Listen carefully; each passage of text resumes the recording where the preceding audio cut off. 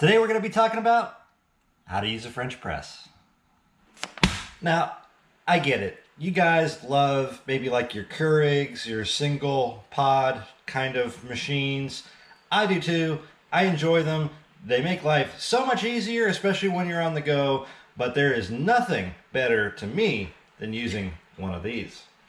Now this is a relatively simple kind of way to make coffee, and it's very inexpensive. I got this at IKEA for, I don't know, maybe like 15 bucks or so, if that. So what is a French press? A French press is basically a container, and this one happens to be glass, and on the inside it's basically got a plunger of some kind. I don't know if you guys can see that or not. Basically what you're looking at is a filter system to screen out all of your coffee grinds. So the plunger itself is basically a three-part design. It's obviously got the stem so it goes down inside of your press. It's got one side that's the screen. The other side here is the actual filter. It's kind of like a metal mesh. And then the last part that it all screws into is the other side to keep it nice and firm so it doesn't. The whole goal is not to have coffee grinds escape as the water is being pushed down through your French press. So it's got these, typically this metal ring system, kind of almost looks like an extended spring up in and around it, and that's really to help it glide down and stay centered in your vessel as it's traveling down through this. So not a very complex system at all. I will say that the most difficult part about one of these things is to clean up afterwards, but I'm going to show you how to use one of these things very effectively. So what are my current grinds of choice? I'm using some locally roasted coffee. In these times, I strongly recommend, if you can find local roasters, you're going to be helping your local economy. Get away from the Amazon, get away from the Starbucks. Friends, don't let friends drink Starbucks when they can avoid it. Anyways, this is local to North Carolina. It is roasted in Black Mountain, North Carolina, my favorite city in the entire state. And it just smells unbelievable. And a lot of the roasters too and coffee houses that are local to you, they'll grind it for you before mailing. And I got this stuff maybe in like 2 days. Again, it's local. Hashtag not sponsored. The other coffee I'm drinking as well at the moment is another North Carolina roaster called Counterculture, and they're from Raleigh. Unbelievable. Matter of fact, probably one of my favorite grinds is called Big Trouble, and it is unbelievable. Tastes fantastic. Check it out if you don't know or need some good coffee roasters and want to support North Carolina. Check out Black Mountain, very own Drippolator coffee, or check out Counterculture. So what is the right size of grind for your French press? The answer is that there is a special setting on most grinders specific for French press. So for this demo, I'm gonna go with a Sumatra, also one of my favorites.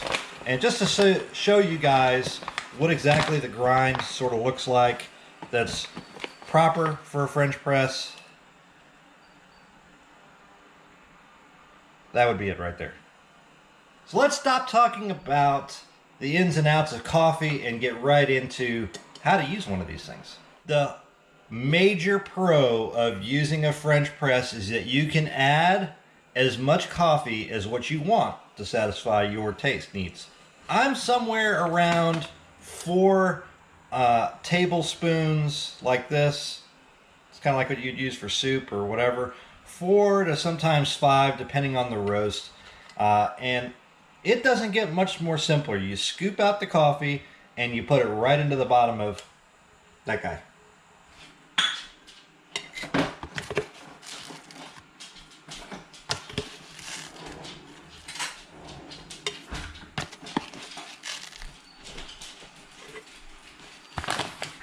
And there you have it.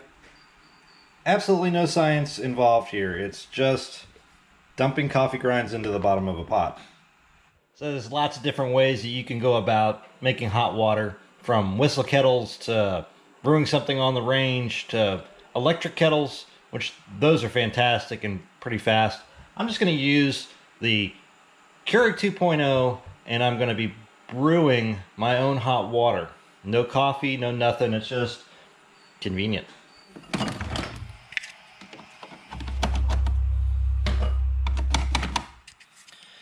And if you're just wanting to brew a whole carafe, get yourself one of these from like Bed Bath & Beyond, or again, Amazon, I suppose. Just stick it right in there. It simulates one of the carafe cups. And you just shut your lid and there you go. I usually make about 2 to 3 cups in my carafe. Just enough to basically fill up my French press. And that's it. I'm brewing hot water. Isn't that amazing?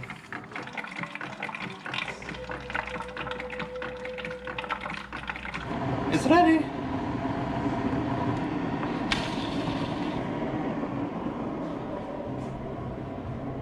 I'm just going to take my hot water and I'm going to pour it over top of all the grind, making sure that all of it is wet and submerged.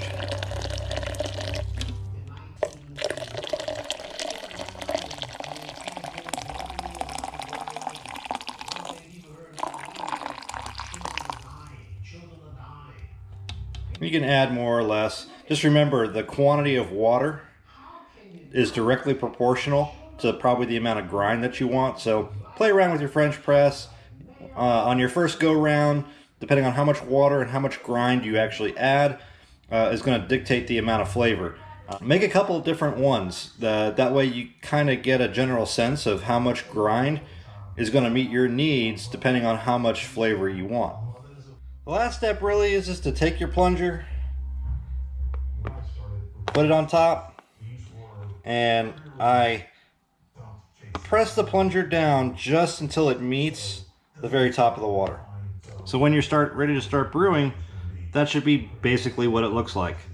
Is I've got the grind that's sitting on the top, it's kind of floating on the top, pressed and compressed right to the very top. It's not pressed down at all. There's no water coming through or anything else like that. That's why with your first French press, you may want to consider getting a glass one just so you can see what's going on.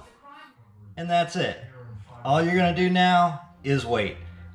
My suggestion is at least 5 to 10 minutes of wait time. This will allow all of the amazing flavors of your coffee to basically get absorbed into the water, and it'll just kind of seep and emulsify and just all kinds of other really cool stuff. So patience. If you're worried about the temperature loss, even with this glass one, my coffee is still hot by the time I'm ready to push the plunger and brew my coffee. I've never had a problem, so don't worry about that too much. If you're using your electric kettle or other thing correctly, or other means of making hot water correctly, you're going to be brewing it pretty hot anyway. So the fact that it's sitting for 5 or 10 minutes in this glass vessel shouldn't be a problem. So while we're waiting, we'll just talk about proper maintenance of your coffee grind. I would say that there's 2 schools of thought. One is to put it in an airtight container, and they make some really awesome containers that actually plunge the air out. I don't personally have one. I know they exist, but I've never gone to that kind of extreme. The other thing you can do is also stick your coffee grind in a freezer, just to kind of maintain the flavor some. I drink quite a bit of coffee, so the fact that it sits on a counter in a cool place, it's really not that big of a deal for me. So I make a really big cup of coffee. This is holds about 18 ounces worth of coffee. It's all said and done. And I use sugar. If you use sugar in your coffee, I highly recommend using turbinado. One brand in particular that I use is Sugar in the Raw. It's a really big grain. It's not bleached in any way, shape, or form. It doesn't have all their extras, chemicals, and other stuff that happens in the bleaching process. It's really not good for the environment, believe it or not. In the bleaching process, it actually releases a lot of mercury. I know this from living in South Florida for many, many years, and that was one of the biggest pollutants to the Everglades, was from the sugar industry and the bleaching process and the chemicals that are released in that process. Anyways, so this is what turbinado sugar looks like. It has an awesome molasses flavor to it. I just happen to love it. If you can get your hands on some, again, highly recommend it. So it's been about 5, maybe more like 10 minutes, which is awesome. The longer this stuff sits, the happier I personally am, because it makes just a richer cup of coffee.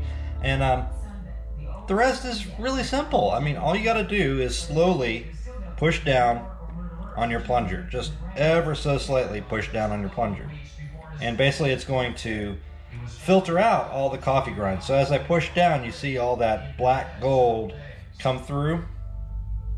Just do it nice and slow, and I'm basically filtering out all that coffee grind. So all I'm drinking at the end of the day is the top portion, no coffee grinds. It's nice and slow, and you'll feel it basically stop. That's it. Once you feel it stop pressing. And all that's left to do is pour out your coffee. His car was all done up with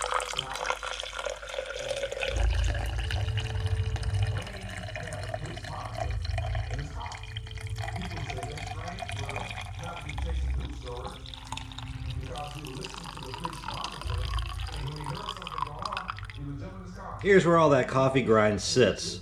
This is one of the biggest complaints about French press, is that you got to take everything back apart, and then all your coffee grind is stuck to the bottom of the plunger portion as well into the bottom of your pot. The reality here though is that these coffee grinds never should go down your sink, ever. So the easiest answer for me is I dump them in the yard, and then I hose my whole thing out. Real simple. Just turn on your faucet outside and wash this out and dump all your coffee grounds into the ground. I mean, grinds in the ground. Try saying that a few times really fast. That's what you're left up with, as well as all of that stuff in the bottom of your French press. So believe it or not, coffee grinds are actually really good at deterring insects and other critters. So it also is really good for your compost as well. I would suggest just tossing it out in the yard. You're not causing any harm to the environment, as well as, you know, getting rid of some of pesky critters that you may not really want anyways. And that's it. I hope you enjoy your French press, and if you decide to get one and you try it out, let me know what your experience was like in the comments below. If you like this video and want to see a whole lot more, check out some of my other videos and give us a subscribe and like. Till we see you again. Enjoy your coffee.